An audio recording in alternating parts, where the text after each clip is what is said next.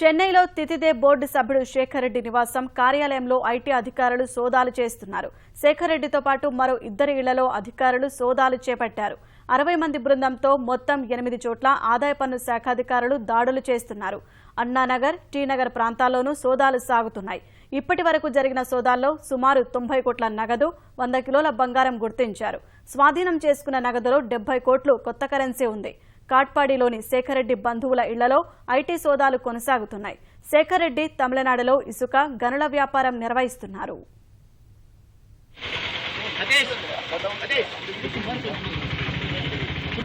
காட்பாடி சேகர் ரெட்டி இப்போ சென்னை அப்டேட் தான். அந்த 90 கோடி பிடிச்சாங்கல்ல.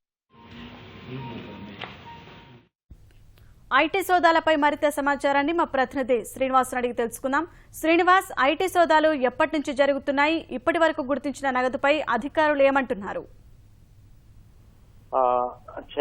చెన్నైలో నివాసం ఉంటున్న మొత్తం ఒక ముగ్గురు, శేఖర్ రెడ్డి, శ్రీనివాస్ రెడ్డి అండ్ ప్రేమ్ రెడ్డి, వీళ్ళు ముగ్గురు కూడాను ఒక వ్యాపారవేత్తలుగా భావిస్తున్నటువంటి ముగ్గురు.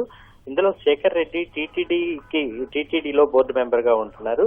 వీళ్ళంతా ఒక భాగస్వాములుగా వ్యాపారం చేస్తున్నట్లు వీరు మొత్తం జ్యువెలరీ మరియు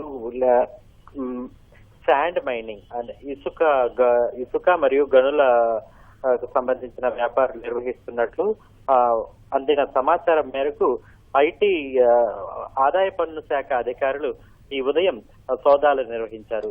మొత్తం 8 విభాగాలుగా విడిపోయి శ్రీనివాస్ రెడ్డి, శేఖర్ రెడ్డి, ప్రేమ్ రెడ్డి వీరి గృహాలు మరియు కార్యాలయాల్లో 8 చోట్ల ఏకకాలంలో దాడులు నిర్వహించారు.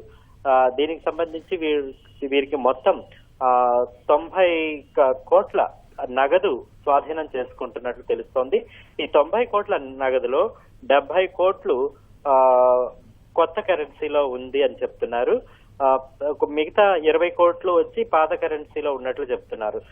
అదే విధంగా ఒక 100 కిలోల బంగారం కూడా గుర్తించినట్లు సమాచారం చెప్తోంది.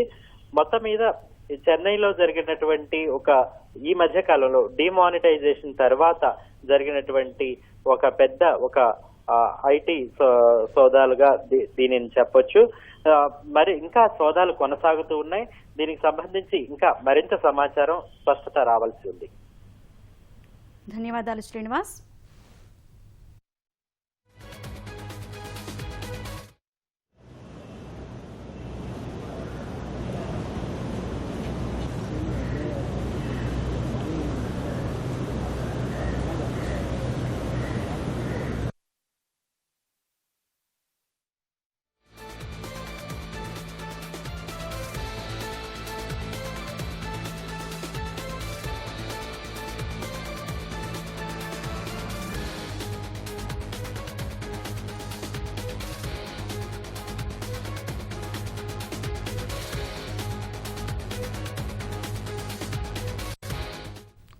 చెన్నైలో తితిదే బోర్డు సభ్యుడు శేఖర్ రెడ్డి నివాసం కార్యాలయంలో ఐటీ అధికారులు సోదాలు చేస్తున్నారు.